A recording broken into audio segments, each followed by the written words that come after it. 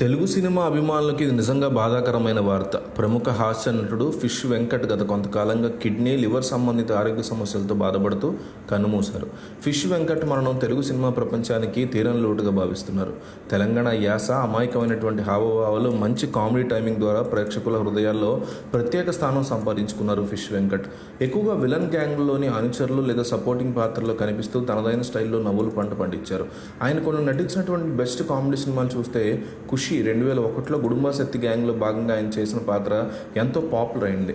అదే సినిమాలో తనకి ఫిష్ అనేటువంటి బిరుదు రావడానికి కారణమైంది. ఆ తర్వాత 2002లో వచ్చిన ఆది ఎన్టీఆర్ హీరోగా వచ్చిన మాస్ యాక్షన్ ఎంటర్టైనర్ కాగా ఇందులో ఫిష్ వెంకట్ కామెడీ టైమింగ్ ప్రేక్షకులను ఆకట్టుకుంది.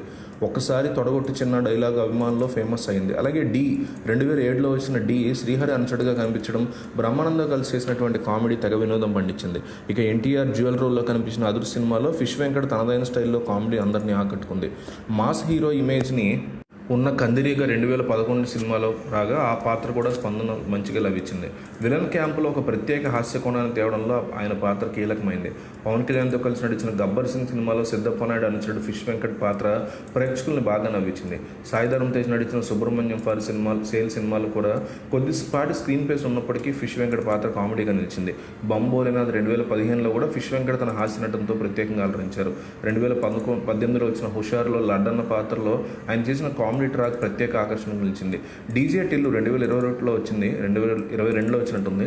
ఆ సినిమా హెడ్ కానిస్టేబుల్ చేసిన పాత్ర కూడా చప్పట్లు కొట్టించారు. అయితే ఇన్ని పాత్రలు చేసినటువంటి ఆయన దారుణంగా చనిపోవడం విషయంలో కూడా అందరూ బాధపడినటువంటి పరిస్థితి ఉంది. ఫిష్ వెంకట్ అసలు పేరు ముంగిలంపల్లి వెంకటేష్. 1971 ఆగస్టు 3న ఆంధ్రప్రదేశ్ మచిలీపట్నంలో జన్మించిన ఆయన చిన్నతనంలో హైదరాబాద్కి వలస వచ్చారు. ముషీరాబాద్లోని కూరగాయల మార్కెట్లో చేపలు అమ్మే వ్యాపారం చేశారు.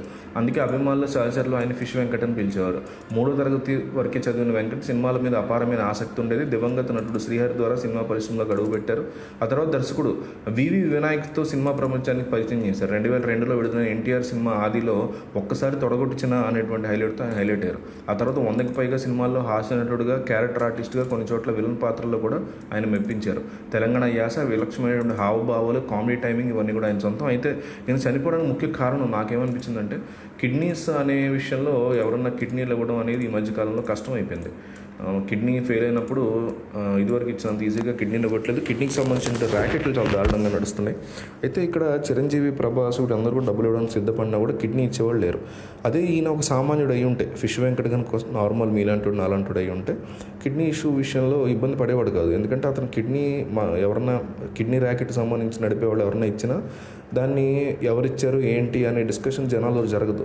సో తద్వారా పోలీసుల ఇన్వాల్వ్మెంట్, డాక్టర్ల ఇన్వాల్వ్మెంట్, ఏ డాక్టర్ అయినా రెడీ అయిపోతాడు ఈ కిడ్నీ ర్యాకెట్ నుంచి వచ్చే కిడ్నీలతో సర్జరీ చేయడానికి రెడీ అయిపోతాడు డాక్టర్లు. కానీ ఇక్కడ అట్లా కాదు. ఎవరైనా స్వచ్ఛందంగా వచ్చిస్తే కానీ ఆ కిడ్నీని తీసుకోని పరిస్థితి. ఎందుకంటే ట్రాకింగ్ బ్యాక్ వెళ్తుంది. మీడియా కానీ, పోలీసులు కానీ, డాక్టర్లు కానీ, వీళ్ళు ముగ్గురులో ఎవరైనా సరే ఈ డాక్టర్ అంటే ఎవరైతే అప్రూవ్ చేశారో చేయడానికి వాళ్ళు పోలీసులు పర్మిషన్ తీసుకోవాలి. దాంతోపాటు మీడియా యొక్క ప్రభావం కూడా ఉంటుంది. సో మీడియా గట్టుగా ఈ కిడ్నీ ర్యాకెట్ వల్లే ఫిష్ వెంకట్ కిడ్నీ దొరికిందా అని ఒక హెడ్డింగ్ పెడితే చాలు, దెబ్బకి అట్నుంచి వెళ్ళి ర్యాకెట్ మొత్తాన్ని పట్టుకుంటారు. సో కిడ్నీ ర్యాకెట్ వాళ్ళు ఎవరు కూడా సెలబ్రిటీస్కి ఎప్పుడు కిడ్నీలు ఇచ్చే విషయంలో హెల్ప్ అనేది చేయరు.